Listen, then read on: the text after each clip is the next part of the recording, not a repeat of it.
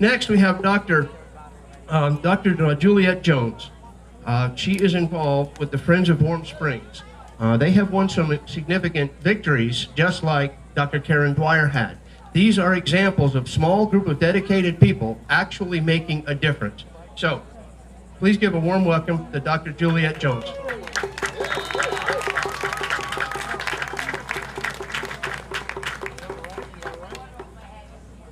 Hello, everyone.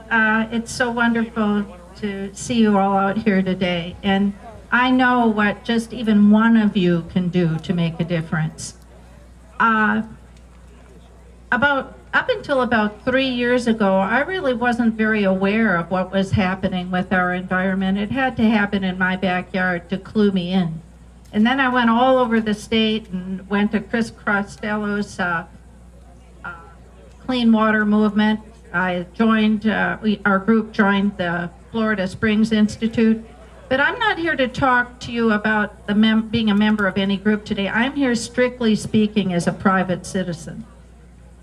What we can do, first of all, remember, when we leave this rally, just continually talk about what you hear to everyone. Because the more we get this out to the public through social media, we hired, in our case, we hired a group that gave us email lists, and we sent messages all over.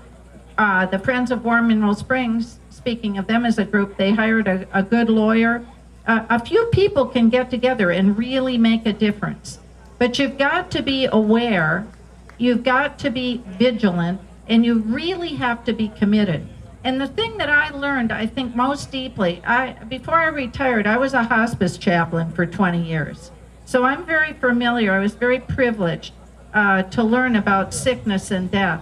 We are part of the ecology. The physical part of us is water. We aren't separate from the environment. In a culture like Houston's, they understand that the environment is sacred. It's the source of life. It's the door to supernature.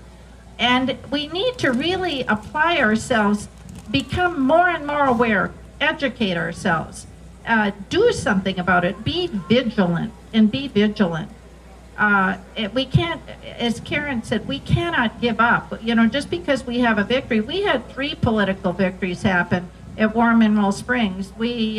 It appears as though, I'm cautiously optimistic, that a $35 million development was prevented at an ancient, sacred mortuary pond, currently publicly owned as a parkland, protected environmentally. They were going to put a $35 million development on it. And it's beyond belief to me that this could happen. And fortunately, the co-owners, the city council, stood up to that and said no. We weren't so sure that was going to happen, and now it appears as though they can buy it, and if they buy it, they vow to protect it. But this didn't happen just by sitting there. We had boots on the ground. And in closing, the thing that I want to tell you that's so important, when you have the truth on your side, and you're committed to it, and you won't let it go, there are forces that go into motion, cosmic forces, that we don't even know about yet. You know, you create a miracle yourself and be part of a group that's creating a miracle. You know that you don't even know who you are yet as a human being. You've got forces in you that can do things that can move this problem around. And it's starting to happen. And we don't know, maybe it can happen even faster than we thought it could. Water is sacred. Our water is sacred, just as life is sacred. So let's carry that message and let's tell it to everybody and get out and vote for the right people.